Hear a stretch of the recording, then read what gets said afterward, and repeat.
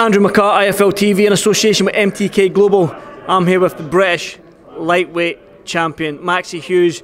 How do you feel, man? I mean, third time lucky, fourth time lucky, I don't even know, but you managed it. You always wanted it and you got it. Third time lucky, twice at super featherweight, failed. Moved up a weight with my age because I'm a tank now. Yeah, third time lucky, but I've been saying since fight got thinking there were no way I would have been denied tonight.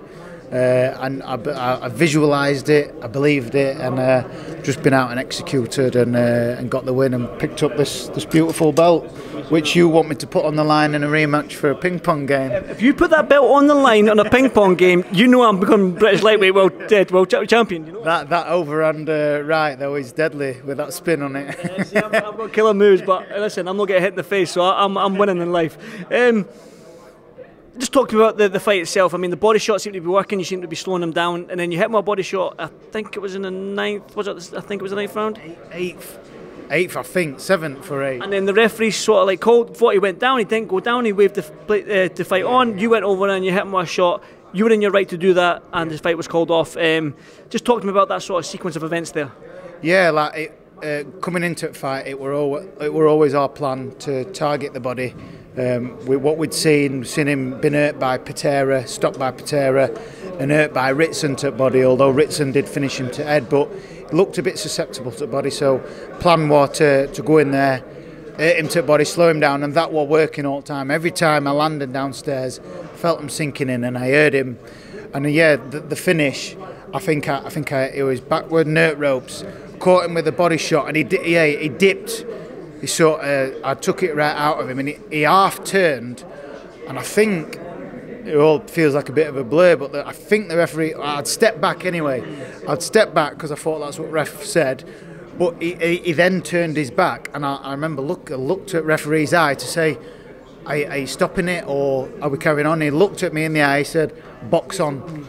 So as he said, as he came up to dressing rooms before the fight and before the fight, he says, defend yourselves at all times, which Paul... Everyone knows that in boxing. Yeah, Paul didn't do that. He turned his back, which you should not do. Referee looked at me and said, box on, so I did what I had to do. I made sure that I hit him with a good shot to make sure I got this belt.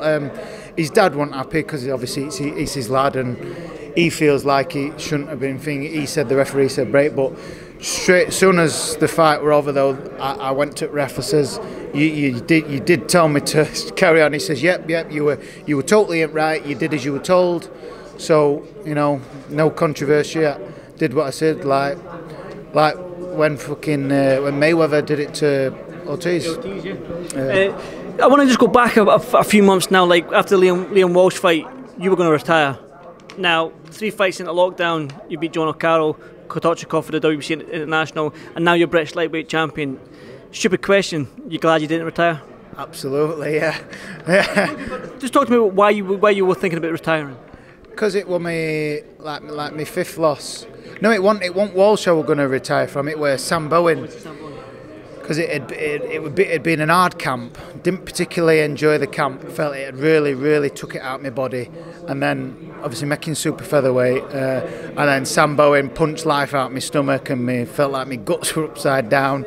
My wife was pregnant with our daughter, and yeah, and I think I was just mentally burnt out, and I just thought, and because I'd lost again, I was down in dumps, and I just thought, I'm just not. I didn't believe in myself. I didn't believe I was going to ever get the likes of stuff like this. But you know that I had. I think it was maybe 6 months out. That's going to bust everyone's on YouTube's eardrums, eh? But yeah, I just after 6 months out, I just thought, you know what? I am good enough. I can win something. So got myself back in gym. Carried on, and got the fight with Walsh. That didn't go my way, but overall performance was good.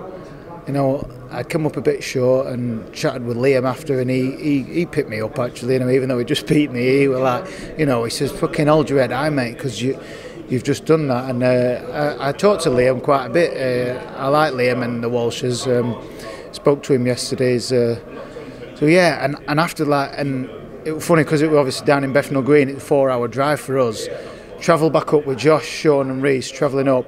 Just that 4-hour journey, talking about it. And by the time I got home, I'd got over it. And I was like, put in a positive mind. I was like, you know what? I am fucking good enough. I'm going to fucking get back in that gym. I'm going to start working. I'm going to keep practicing. And obviously, it led us into last year. I had a hell of a year despite COVID. And now I've just gone from strength to strength and got now look where we are. I've started 2021 off. I've got to defend my title of MTK Fighter of the Year. So I want to retain that title this year. So yeah. That's it, yeah. Is that Lockdown Lomachenko? Is that sticking? Yeah, it's a nice name. It's got a nice ring to it, hasn't it? And if Loma wants it, Loma's not won one of these, has he? No, he definitely. No, he has not.